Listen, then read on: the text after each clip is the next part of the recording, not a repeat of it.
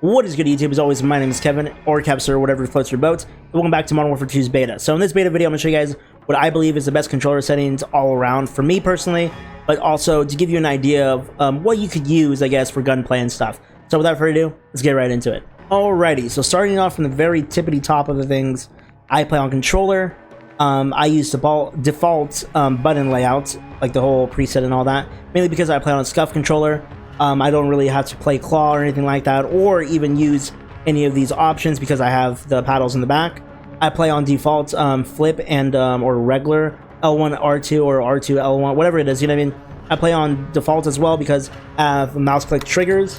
You guys can hear that probably, but it's pretty nice. It's pretty sweet, so I don't have to really worry about that like at all. So yes, I play on defaults on both of those settings right here.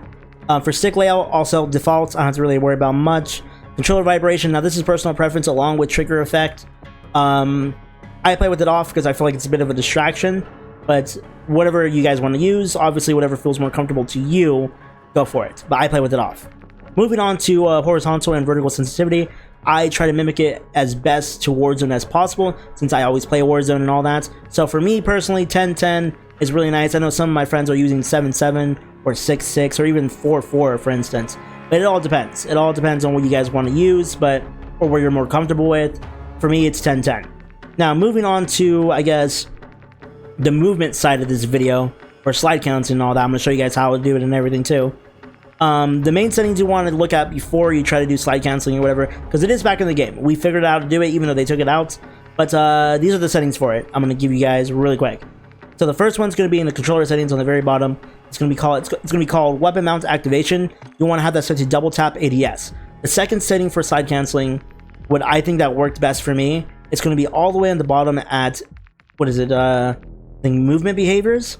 You're going to want to make sure you turn off grounded mantle, automatic airborne mantle, and automatic airborne or automatic ground mantle. You want to make sure these three things are off completely. Now, this is what slide canceling is going to look like, and this is how you do it. So I'm going to let that play right now. How this works basically is you slide, you ADS twice, and you jump. So slide ADS twice, jump. Slide ADS twice, jump. Slide ADS twice, jump. Now we got that part of the video done with the whole settings in terms of sensitivity, in terms of slide canceling and all that, movement and all that. I think this is probably the most important part of the video, what I personally believe anyways. I play on regular aim assist. I play on standard response curve. So again, these are personal preferences. I know some people like to use dynamic, linear, standard. I like to play on standard. I like to play on default sensitivity type, aim assist type, I mean. So again, try what you will. For me personally, I think these work probably the best out of everything else.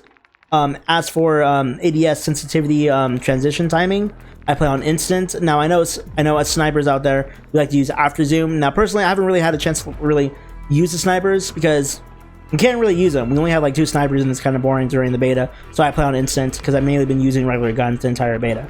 As for custom sensitivity, now this is where I feel like it's been important along with the next section of the video as well.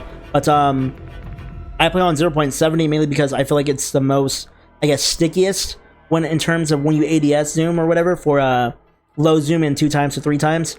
Mainly, this is basically when you zoom in and you like start moving around ADS wise, it feels more stickier on the character and it feels more comfortable for me anyways. I know some people like using 60 or even all the way at 90 to 100 or 1.00. I like to use 70. Again, I try to mimic as best as I possibly can to Warzone, and that's where I found the best for me anyways. Alright, so moving on to probably the most important part of this entire settings video is input dead zone. So, input dead zone is basically the moment you move your analog stick, it registers whether you're moving it or not. So the higher it is, the more you're going to have to move your analog stick for it to register that you're moving. That's the best way I could explain it. So do not copy my settings as well. Also want to clarify this as well because these are all personal preference on settings because every controller is different. Every controller has a different set of stick drift. Some controllers don't have stick drift. For me personally, I don't really have stick drift, so that's why I put my dead zone to probably the lowest as possible, which is 0.02. Very important in terms of like winning gunfights as well, mainly because you could be shooting at someone and the least amount of like dead zone that you can have, obviously where I'm at basically, it gives me a higher chance at winning another gunfight the moment someone else pops up if I'm already shooting at someone, because it lets my controller analog stick, I guess, adjust quicker and react quicker to my response. So essentially what Dead Zone is, it lets you respond quicker and have more control over your character, I guess, when you're aiming in and all that. So again, personal preference, mess around. You guys could copy my settings though. If you guys want to give it a try, you know, move these all the way to the bottom where it says 0.00 to see where your like stick drift is, and then move it up higher and adjust it to see until your stick drift stops moving, I guess. Like I said, my controller does not have stick drift. Every controller is different, so just to keep that in mind for you guys for the remaining of this video, I guess. But yeah, that's the best way I can explain it. I don't know how many times I've probably done this part of the video over and over trying to explain Dead Zone, but yeah, that's Dead Zone. But that's basically my settings video. I went over this part of the settings as well, for slide canceling, as you guys can see in the beginning, or I guess the middle half of the video. But that's basically my settings. So I hope you guys enjoy. And I never mess with any of these settings as well, just so you guys know, I never mess with any of this. But yeah, that's basically it. Wow, this video was a lot harder for me to record. It's like 1 in the morning here. Oh my goodness, I'm like tired. So I'm like messing up a lot. I'm re-recording things. But yeah, I hope you guys enjoy the content. I'll have another video for you guys up tomorrow on my actual sniping in this game.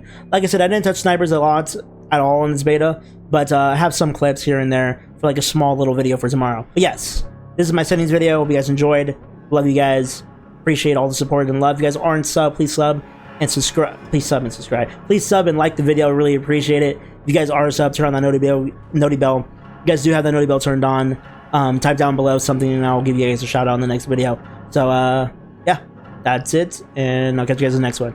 Peace out.